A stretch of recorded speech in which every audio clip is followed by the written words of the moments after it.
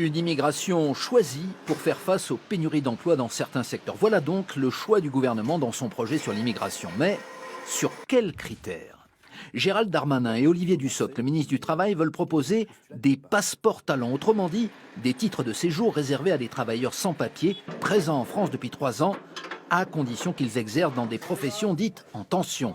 Les métiers de cuisine en restauration, ceux de la propreté, du bâtiment et les professions médicales. Mais un autre critère pourrait être retenu, le pays d'origine.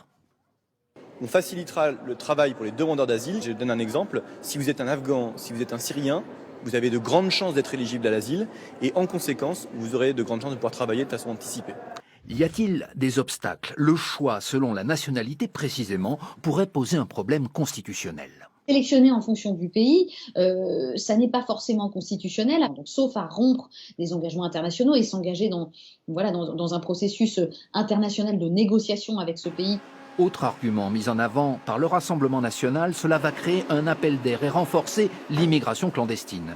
Peut-on avec cette proposition parler de quotas ? Non, dit le gouvernement, et même la droite, qui y était jadis favorable, balaye l'idée.